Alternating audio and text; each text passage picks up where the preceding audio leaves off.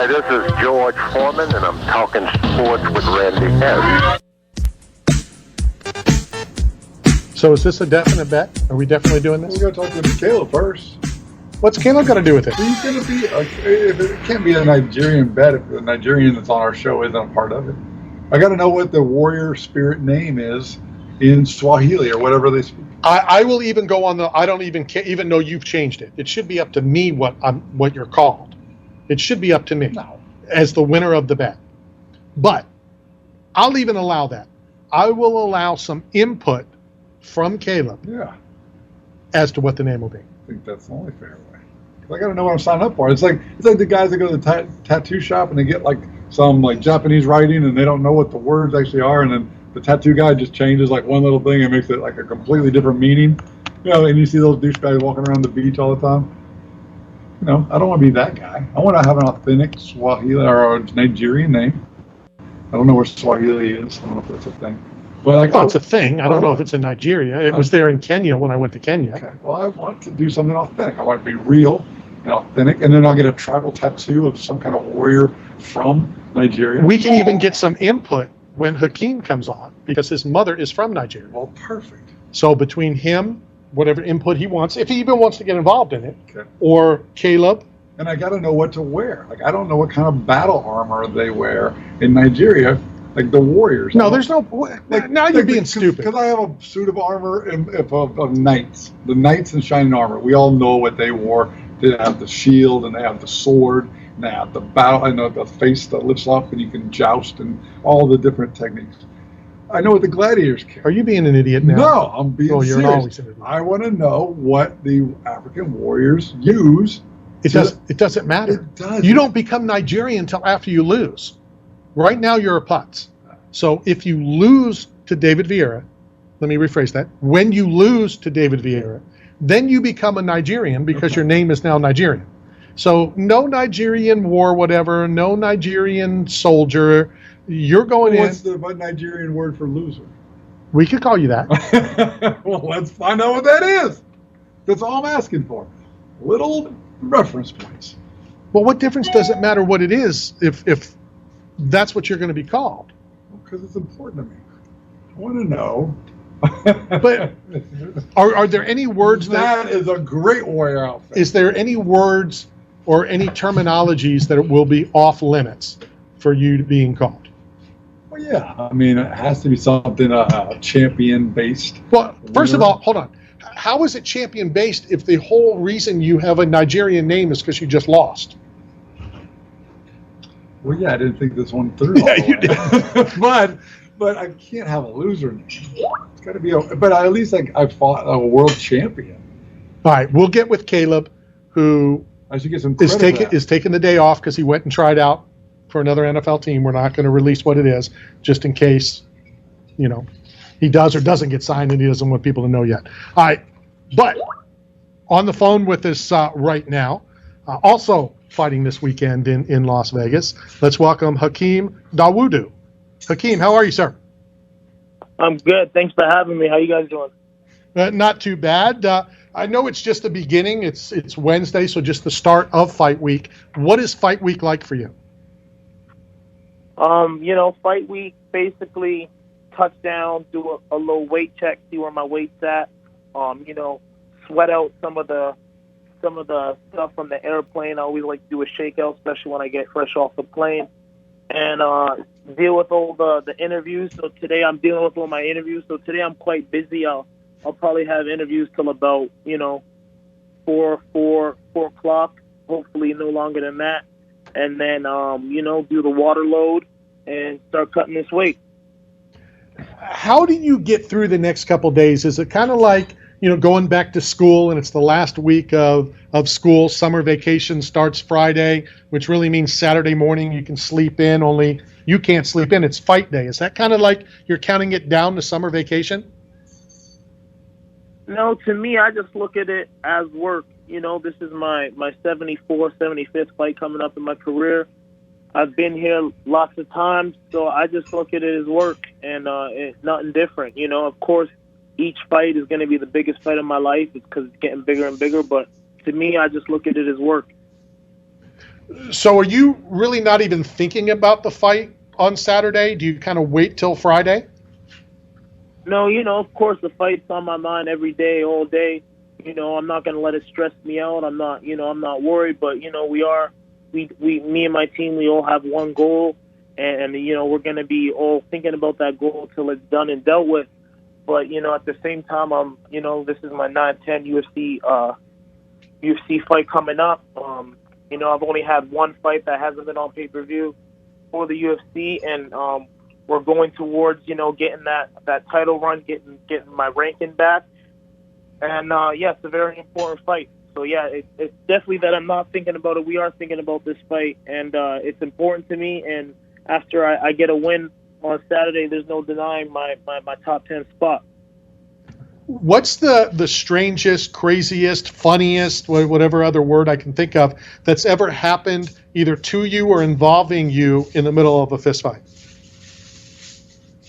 I thought it was weird, when I fought in Abu Dhabi, and I was fighting Khabib's boy Zabara, and he was running from me. And I didn't think it was a big deal because I see people like Nate Diaz all the time. They're throwing up the middle finger. They're Conor McGregor, they're saying, profound language. And during the fight, my guy was running so much, I was trying to get him to engage with me. I kind of said some words to him, and in the middle of the fight, the referee told me to watch my language. I thought that was kind of odd, especially being in the middle of a fight. It was the first time something like that's ever happened to me. I was kind of surprised. It was weird. They got that little clip it all over the internet. Every time I fight, they always post that, but everybody was kind of surprised that, us being in the middle of a serious, fist fight, the referee was more concerned about our language. I would be curious, and I'll do the research after the show to find out who the referee was, but I'm curious if it's one of the refs that lets 4.5 fence grabs go, and then 2 warnings, 3 stern warnings before he takes a point. Yeah, I couldn't tell you what ref it was, to be honest with you. I can't remember.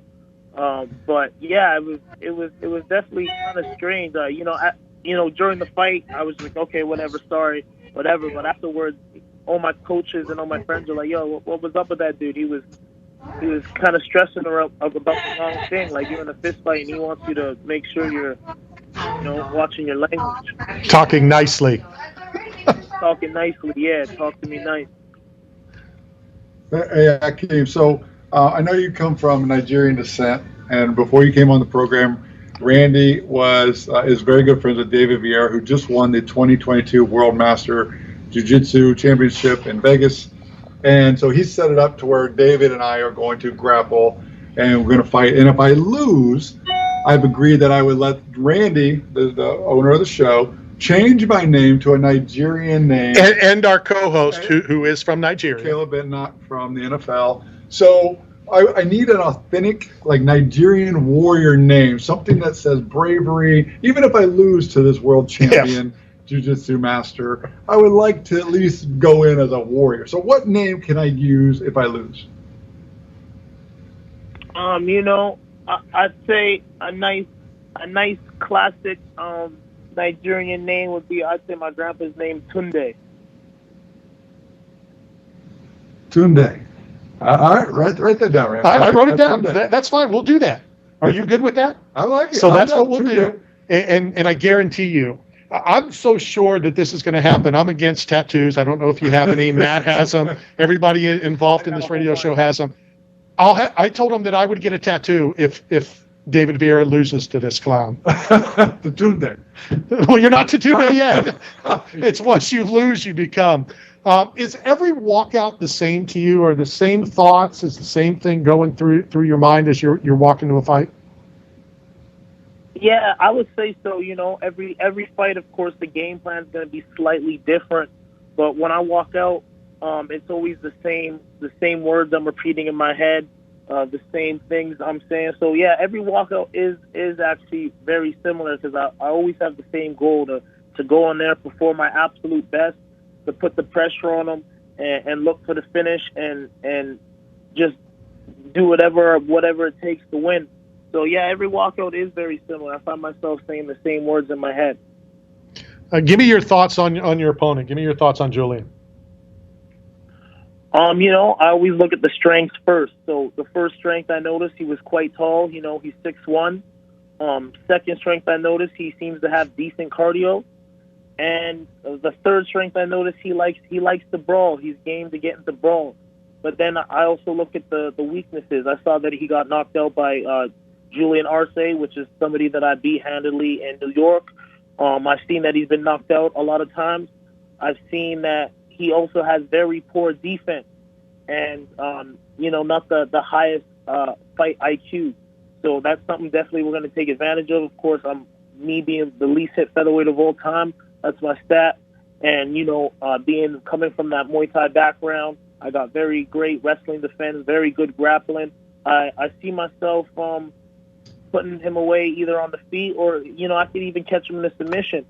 People haven't seen my ground game, but it is very well established. I've been grappling for a long time, and I see myself being able to finish this fight in many different ways.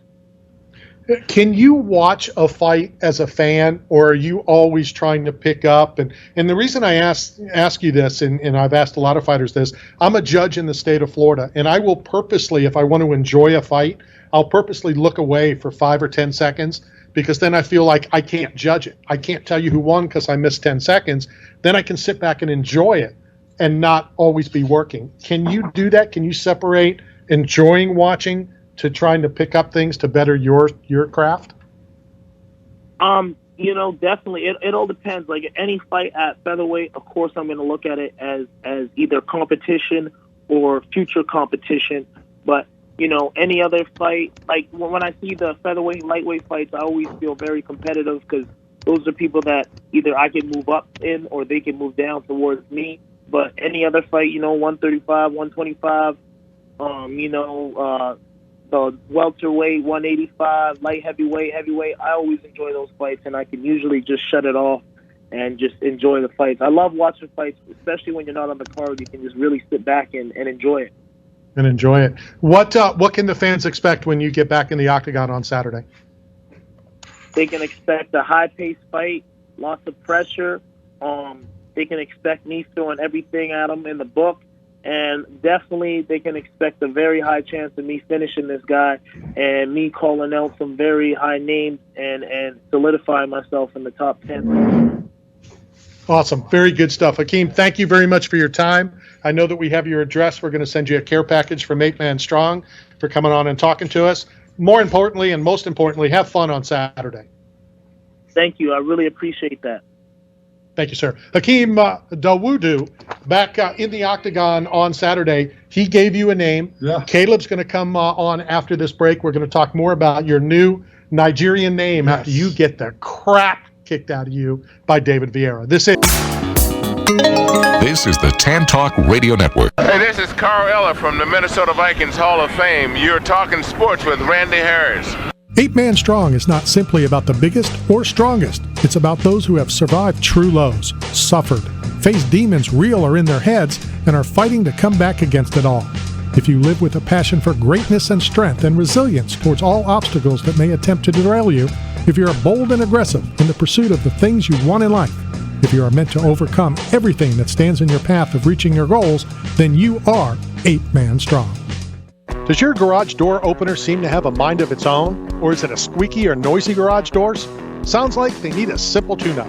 Call Morse Boulevard Garage Doors. That's M-O-R-S-E Boulevard Garage Doors at 727-522-5070. I'm so glad I did, and they fixed my garage door correctly on the very first visit. Moore's Boulevard Garage Doors offers 24/7 service and no extra charge for nights or weekend emergency calls. Repair or replace your garage door with Moore's Boulevard Garage Doors. Call them today at 727-522-5070. Join the Humane Society of Tampa Bay for our 19th annual Tuxes and Tails. This Black Tie Gala will be hosted at the Tampa Convention Center on October 8th from 5:30 p.m. till midnight and will feature adoptable pets, a silent auction, a cocktail hour with complimentary wine and beer, dinner and dessert, live entertainment, an after party with cigars and dancing along the Riverwalk, and much more. Tickets and sponsorship are still available at www.tuxestalestampa.com. Come show your support for homeless animals in Tampa Bay while you dine and dance all night.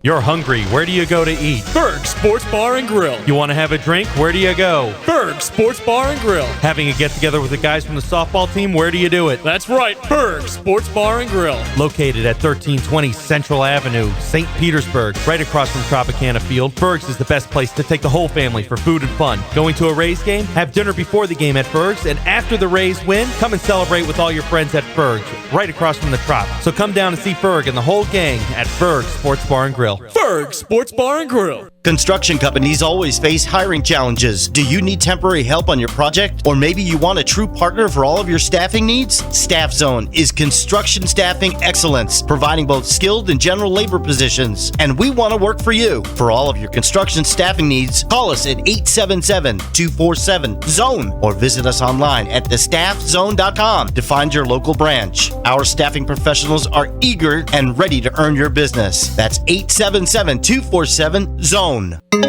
This is the Tan Talk Radio Network. This is Vernon Davis, and you're talking sports with Randy Harris. All right, so let's lay the groundwork here real quick. So there is a legitimate bet on the table that you are going to grapple David Vieira, Yes. who just won the Jiu-Jitsu World Grappling Tournament in Las Vegas. Yes. If/when you lose, you are going to legally change your name, and I'm going to have my attorney draw this up so that it's legal. Not that I don't trust you, but I don't trust you as far as I can throw you. You are going to legally change your name for 5 years, right? 5 years long. 3 years. Okay. 3 years? 2 years. Okay. I'm even going to be nice, 2 years. Okay, that's good. All right, so let's welcome to the show, and I really shouldn't say it because he's the co-host who just doesn't happen to be here today. Caleb, I got a question for you. Are you there? Okay, I can barely hear you, but so I need to know, he's going to change his name, and I said it has to be a Nigerian name. So, and that's, because I wanted to include you in this. So I need to know I want his name to be one of the following two. Nigeria. What's the language in Nigeria? Well, the main language is English because of British colonization, but there's a bunch of dialects. You got to let me know which one you want. Okay, well, let me tell you one of the two names I want, and then you tell me which language. I want it to either be I'm a loser or I'm a wannabe. So whatever African, we don't want English because, I don't want to really hold them down for the next 3 years. But in Nigerian, in one of those names, either I'm a loser or I'm a wannabe. I like I'm a loser better. Listen, my Nigel, I got to have a warrior name because for bravery. So what is a Nigerian name for bravery? Like a real name, like a warrior. I don't know if you guys have an army. And then we'll combine soldier, it. I'm a brave loser. There we go. Okay. We'll go with that. I'm down with that. I'm a brave loser. But the bravery to fight a world champion, to win or lose, but I need something that says bravery in Nigerian. The beautiful thing about Nigerians and our culture is we name people after things like bravery and light and beautiful. So we could just name you Brave, because, my African name, just full disclosure, my African name is Erosa. You don't even know. I do know. It's Erosa, which means in God's hands. But we name people beautiful, we name people light, we name people lovely, we name people gorgeous. So it can be whatever you want it to be. But I'm more interested in this bet. Yeah. So Caleb, here's how it's going. So hold on. I'll let you tell whatever you want to tell, whatever lies you want to tell. So Caleb, Matt, you know how Matt gets. Matt's a moron, and he tries to rile me up. And he has said for years that he would beat David Vieira, not even in a fight, in a jiu-jitsu tournament, because he knew that David was deported due to some things that happened here in the States 13 years ago. Well, it took 13 years, but David Vieira is back, opening a gym in the Tampa Bay area that I am going to take you to so that you can go and learn some of the stuff under the best jiu-jitsu, under one of the best jiu-jitsu guys in the world. So this clown says that he's going to beat David Vieira. So we have a bet. It's on the radio, and that if he loses, and I'm going to say when, because there's no... David Vieira just won the World Jiu-Jitsu Heavyweight Tournament without giving up a single point. Which world? He didn't give up a single point. Which world did he win it in? So that's where it came from. David is North Tampa. He's going to open a gym in Trinity. And believe me, you're going to be there to watch this. We're going to film it. We may have TMZ there. So here's how this happened to Caleb. So I've been building an army, and I have suits of armor, and I have knights in shining armor. I have a 6.5-foot statue in my garage gym now. I have warrior. I have Spartan gladiator outfits and Spartan shields and helmets and spears. It's all glittery and nice. So my question was, does Nigeria have an army, or what do their defenders wear? Because I'm collecting and I want to build an army. I got to get all the gear together before I recruit people. And of course, if they make it in your size, I would love for you to join the army. But that's how we got onto the Nigerian aspect. And then Randy said, if I beat David Vieira, he's going to get a tattoo that says I'm the GOAT. Nigeria does have an army, but I would also like to get in on this bet, and I would like to bet $1,000 against Matt. So, okay. $1,000 not winning that bet. So, well, how about this? All right, so now, but we have to go to Nigeria to make this official. I want to go to see where the land, the motherland is. I want to go and it's now his motherland. I mean, I've been part Nigerian from the waist down. I'm just trying to get. I want to feel the roots, man. I want to feel connected to the warriors in Nigeria, and I want to do it right. Because there's something in the water in Nigeria. Kelly just came up with 100 on David. The greatest warriors. The problem is nobody's going to take these bets. But the greatest warriors in the world come from Nigeria. Like the Usman, Kamaru, and his brother Muhammad, and the boxer that has a world's record for the fastest knockout, because the bell rang and he just walked out the ring. He didn't even engage. He quit. Matt, you know what's so funny? I trained with a bunch of the guy that had the fastest knockout in the ring. When the guy walked in and he walked out the ring, I trained with him in Houston at Plex Athletes. So I was at Plex Athletics. But I trained with him, and he showed me that video, and that was the first time I seen it. So yeah, it's crazy. Yeah, we're how quick? People. How quick was the knockout? 1 second. Oh, okay. But it was a knockout. The bell rang and the guy walked out the ring. But that's how terrifying he is. You didn't want to engage. Hey, Caleb. When David walks to the ring, we'll do the Gracie train, and you're welcome to join the train with us as we walk him to the ring. Yeah, I'm definitely down for that.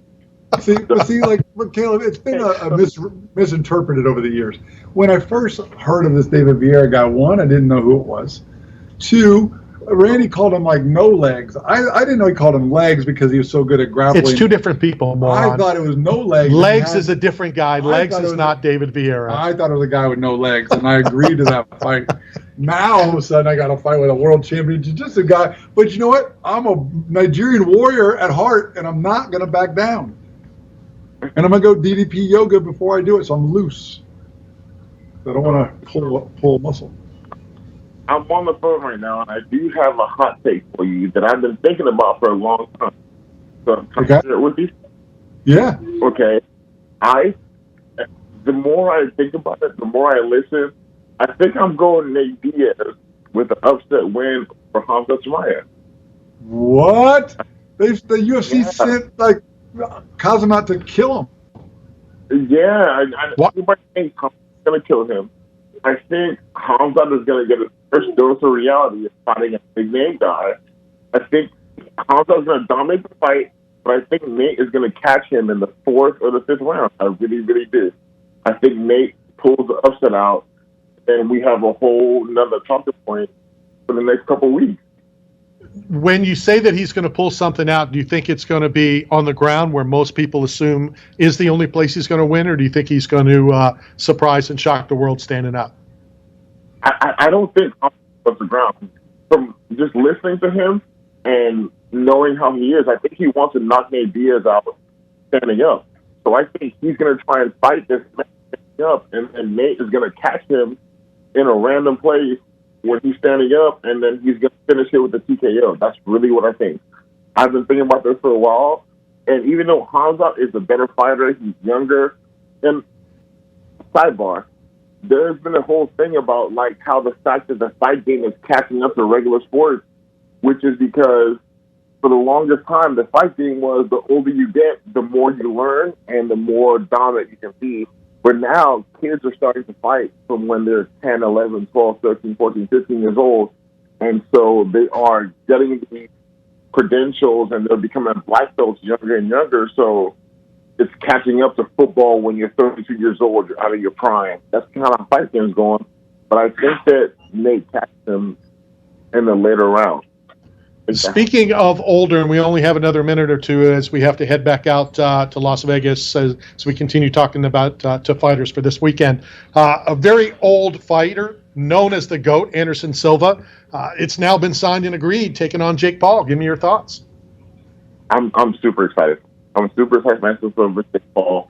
Like Jake Paul versus boxing opponent isn't that exciting, but the whole MMA boxing thing that happens is really exciting and it's really fun to watch. And obviously, I want Anderson Silva to win because I'm more UFC than boxing.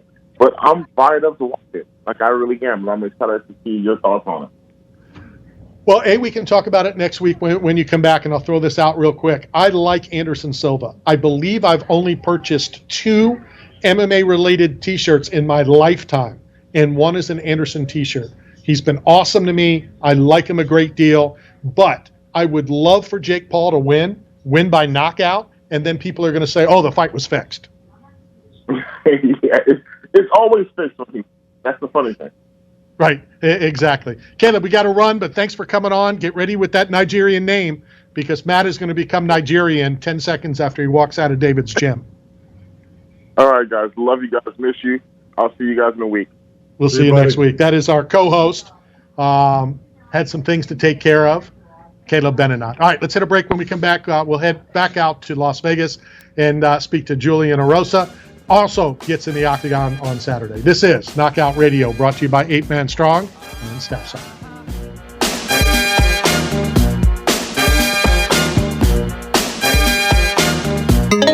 This is the Tan Talk Radio Network. Hey everybody, it's Dick Vitale of ESPN and ABC. Hey, let me tell you something. You're talking sports with Randy Harris, baby. You better listen. He's awesome with a capital A. 8 Man Strong is not simply about the biggest or strongest. It's about those who have survived true lows, suffered, faced demons real or in their heads, and are fighting to come back against it all. If you live with a passion for greatness and strength and resilience towards all obstacles that may attempt to derail you, if you are bold and aggressive in the pursuit of the things you want in life, if you are meant to overcome everything that stands in your path of reaching your goals, then you are 8 Man Strong. Country Depot, located at 36 North Broad Street in historic downtown Brooksville, could be the coolest store on planet Earth. From home and garden decor, handbags, and sports items, Country Depot carries a very large variety of unique gifts like nautical, primitive, country, and much more. Follow them on Facebook at Country Depot and stay tuned to Knockout Radio for details on how to register to win a $50 gift certificate. It's called Country Depot in Brooksville and worth the drive. Join the Humane Society of Tampa Bay for our 19th annual Tuxes and Tails. This Black Tie Gala will be hosted at the Tampa Convention Center on October 8th from 5:30 p.m. till midnight and will feature adoptable pets, a silent auction, a cocktail hour with complimentary wine and beer, dinner and dessert, live entertainment, an after party with cigars and dancing along the Riverwalk, and much more. Tickets and sponsorship are still available at www.tuxestales.tampa.com. Come show your support for homeless animals in Tampa Bay while you dine and dance all night. This is Randy Harris for Mick for Hair at Got Split End Salon in Pinellas Park, our official hair care and grooming provider who caters to everyone, women, men, kids, and senior citizens in an affordable, upscale environment staffed with the most talented professionals in the business. Visit Mick for Hair at Got Split Ends today at 4376 Park Boulevard in Pinellas Park, or call them at 727-290-9873. Got bills? Looking for work, but nobody is hiring? Staff Zone is. As the leading provider of commercial construction, industrial, and special event staffing throughout the Southeast and Texas, Staff Zone has plenty of work to go around, and they need you now. Don't wait. Go now to www.thestaffzone.com and find a branch closest to you. Work today, get paid today. That's the Staff Zone way. This is the Tan Talk Radio Network. Hi, this is the Amazing Jonathan. You're listening to Talking Sports with Randy Harris.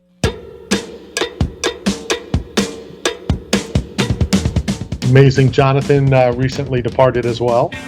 We started the broadcast out remembering my former co-host, Tyrone Booz, world champion, WBO cruiserweight champ.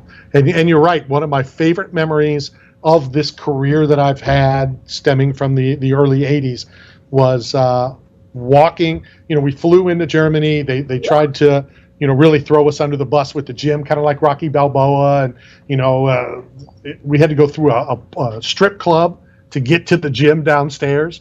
And so we'll talk more about Tyrone Booz in the next segment, who passed away on Saturday.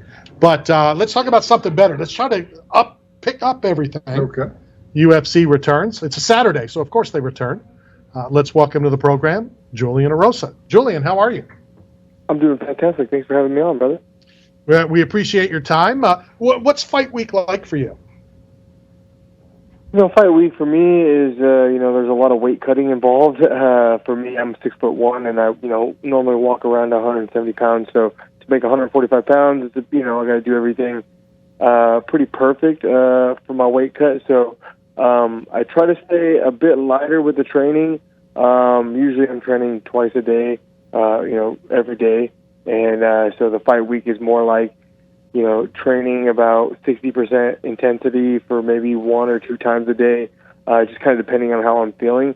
But honestly, I've got it kind of down to a science. So I just know what I can eat. I know what I should be drinking, and I know what kind of output I can put out without overexerting my muscles, because obviously taking a lot less calories and carbohydrates, your muscles have a harder time recovering. So just being aware of that, and just kind of going day by day and just seeing where my weight's at and adjusting for that. What's the biggest thing that you have to stay away from when you're in fight camp? And I'm kind of curious in that, once the fight's over, athletes have told me, I can go and do whatever that might be, a pizza or whatever. But do you have to be careful how you start to eat the stuff that you haven't eaten over the past 2, 3, 4 months?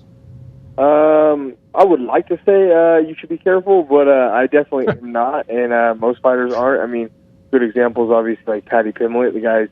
I just saw. Yeah, so, for me, I've done this so many times that every single time I'm always like, well, I need to be easy about it. I need to ease into it. But I feel like there's some sort of, you've been depraved for a while and you just really want to overdo it, and it's hard not to want to do that. But for me, I've never really gotten sick from overeating after a fight. I just gain weight just like anybody else. What's that item or 2 items that and you may not, and I probably shouldn't talk about it because I don't want to get you craving it a couple days before, but is there something that you crave that you miss? Well, first off, no worries, because I enjoy actually watching a lot of Food Network type shows during fight week for some reason. I don't know if it's because I can't have it myself, so if I at least watch people eat something really good, maybe it satisfies it a little bit, but so it's not a big deal. I actually enjoy talking about food and watching it, but the number one item for me is beer. I fucking love beer, and I'm a beer connoisseur of sorts, I would say. And so, for me, the hardest thing is to pull back on beer once I get to that part of my camp and getting my weight down. And then after my fight, for sure, it's something that I pick up. But, I'm no alcoholic by any means, but I definitely like to dabble in trying new beers and really enjoy myself in that sense. And also just like really any carbs, like anything that's tasty has a lot of carbs in it. So, pastas, pizza, donuts, sweets, all that stuff. I mean, I'm definitely not opposed to anything. So discriminate against carbohydrates. I'll eat it all. I find it funny, strange, whatever, and many fighters have told me that, that they watch the Food Channel and all that. And when the UFC came to Tampa, my co-host, he's way down the ladder, who's sitting here, and I'm sure he'll have a question for you in a minute. He owns a pizzeria in St. Pete, and we took a bunch of pies over. We broadcasted the show from over in Tampa from the PR office, and the PR people are eating all these pizzas, and all the fighters are coming in, and they lift the box up just to smell it. And they're doing like a fan just so they can smell the food. They can't eat it, but they were enjoying doing that. And it's kind of basically what you just said. Yeah, exactly. I mean, you see some of those videos on like Instagram and TikTok and stuff when they're trying to get their kids to eat something good or trying to eat healthy. They'll like sniff a pizza and then eat a carrot. But kind of the same concept I would assume. But yeah, like for me, it's something I've done so many times. I mean, this will be my 37th pro fight, so I've cut weight a lot of times, and I've fought a lot of times, and I've overeaten afterwards a lot of times. So I kind of know the rodeo. I've been here, done that, and I really definitely enjoy those types of things after my fight. But I'm pretty disciplined when it comes down to getting ready for the fight. So in the MMA world, and I'm being a smartass here, you're what we would call a rookie. Thanks. All right. So Julian, so listen, I know you've been asked every kind of fight question over the years. I'm not going to bore you. That's why we don't do that. I'm not going to bore you with that crap. I'm more interested in the fact that you're from Yakima, Washington. I have a Yakima rack on the back of my Gladiator Jeep. I know that from design, they build in a bottle opener in every one of their bike racks or utility racks to open beers with. That's why he's a beer guy. I know. But I want to know about the Yakima company, like in that area. Is it the largest employer? Like, what is it? Is it really as cool as advertised, like to the rest of us, the outsiders? And is it worth coming to that part of the country to explore it firsthand? Yeah, for sure. I mean, Yakima, we kind of live in the heart of wine country, and a lot of we have a lot of agriculture, so we have a lot of apples, cherries, vineyards, and hops as well. So I would say the Northwest is very big with beer and hops and wine and that kind of thing. And it's beautiful up there. Washington, if you haven't been to Washington, and there's a lot of places in Washington, people always, equate Washington with the west side, like Seattle, where it's gray a lot of the time, rainy 70% of the year. But I'm from the eastern side of Washington, east of the mountains of the Cascades. So we actually have a high desert area with a lot of agriculture. So it's there's a lot of different atmospheres in Washington, but it's such a beautiful place with as much greenery as they have. Especially, I live here in Vegas now, so it's a bit different, landscape than it was back in Washington. It's a beautiful place, and if you've never been to Washington or the Northwest, I would recommend going and checking it out. Did you know that about the product design, that everyone had a beer opener, a bottle opener in all of their designs?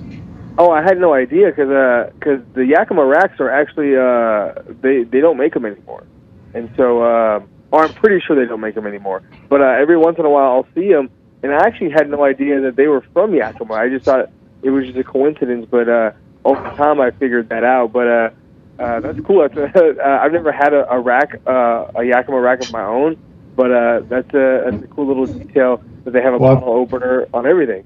I'll tell you what, I'll make an open invite. You come to Tampa Bay, come to Tampa. I'll pick you up in the Jeep. We'll work out on the back of my Jeep on my vertical gym. We'll crack a beer. We'll share a beer. We'll come to the pizza shop. I'll make you dinner, and we'll celebrate over a slice. That sounds so awesome, man. Me and my wife have really wanted to go to down to Florida, so I'll have to take you up on that offer. Deal. I was going to make some kind of smart response like, yeah, that's a whole lot of effort for a slice of pizza. That's what you do every week. You offered him one slice of pizza. Oh, well, I got a workout and a I'm sure beer. he'd give me a whole pizza to myself. Exactly. He doesn't want to. Exactly. Every pizza's a personal size if you try hard enough. Julian, give me your thoughts on your opponent, on Hakeem.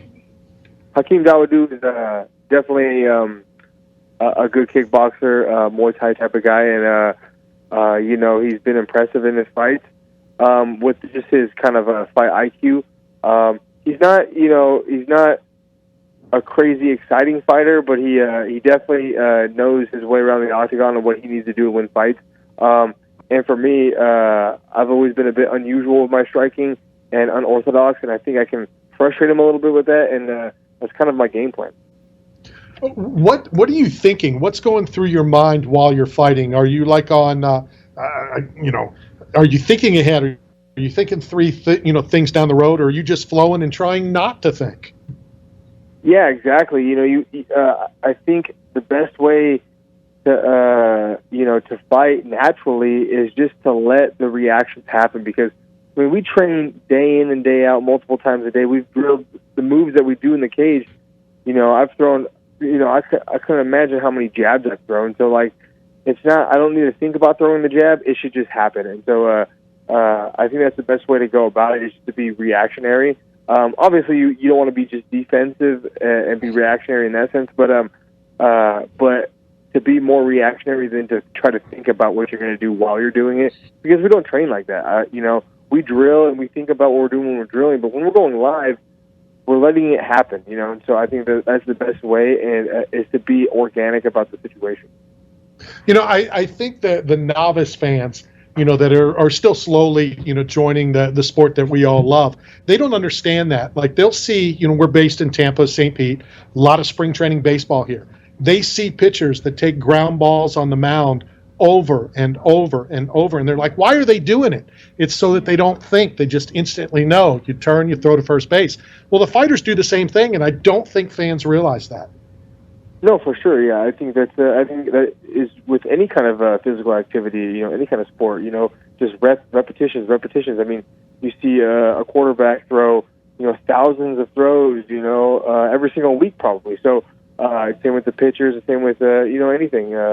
And so for fighters, it's the same thing. I mean, you really only see such a small percentage of what we do. I mean, fighting in the UFC octagon cage is probably 1% of 1% of a percent, from what I've done in my entire career and all the training behind it. So, people got to realize that, practice makes perfect. And when we go in there, like Leon Edwards with the head kick over Usman, it's like, I'm sure he's thrown that kick thousands of times. And so it was just one of those things. He throws in the gym all the time, and he threw it up in the 5th round and was able to close the show like that. And so, anybody can win on any given night, and even though he was losing that fight, that's something he's practiced so many times that it was reactionary. I'm sure he threw it, and when it landed, he just knew, because he's done it so many times that was game over.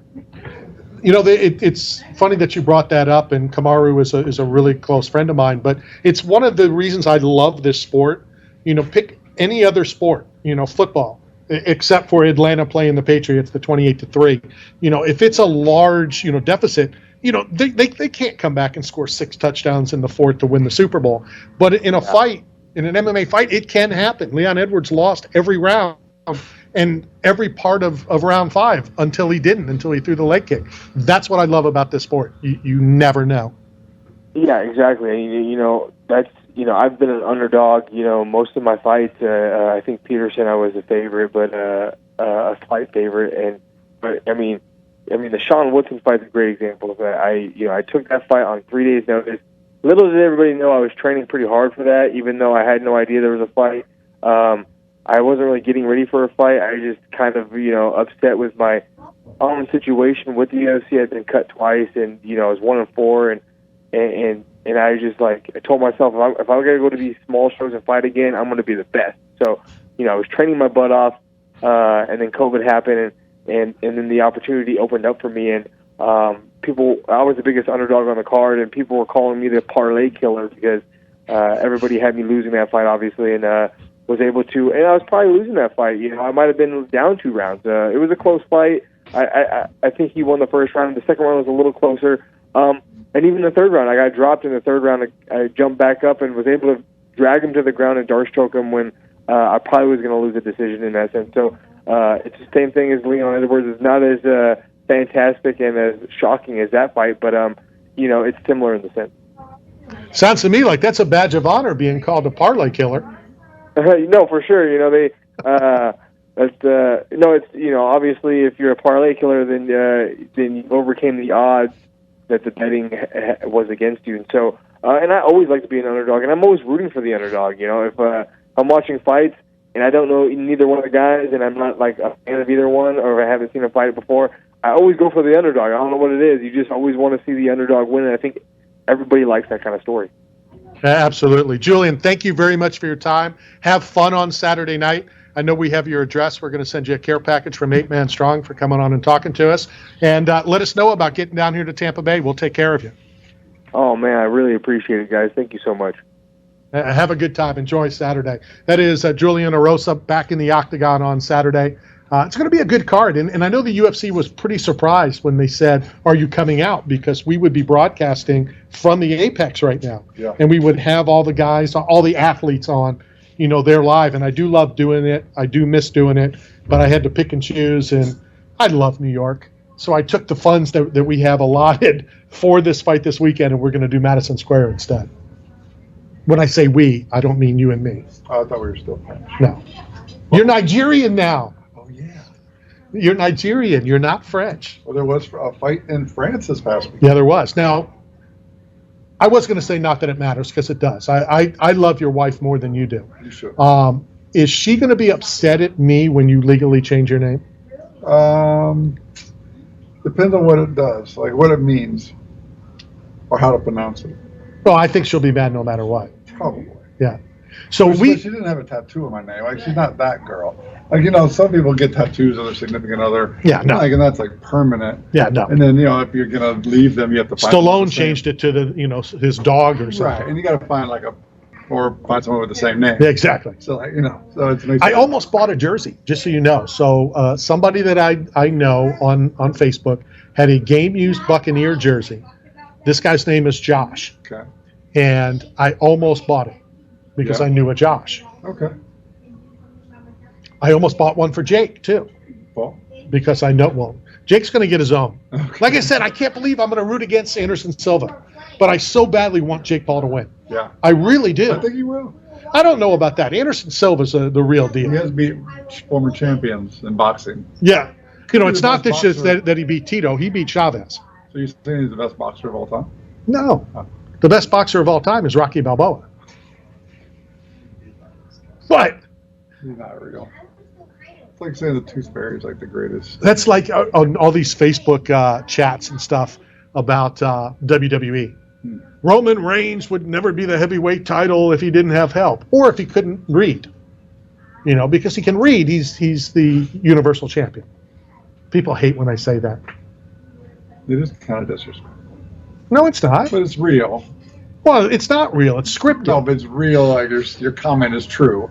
It's like it is scripted, and they're reading, and Somebody there was a post that said it's so disrespectful. These athletes put their life on the line and their bodies on the line, and then you call them, scripted. I said both of those are true.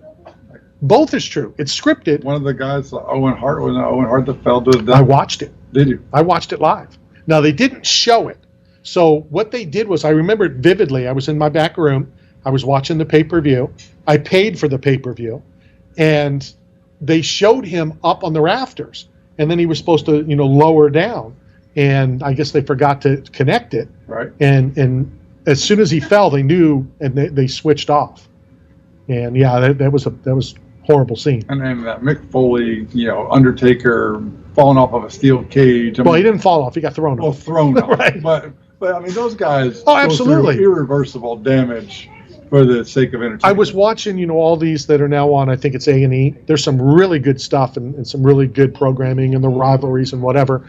I want to say it was Brock Lesnar. It either happened to him or he did it, and they broke the neck.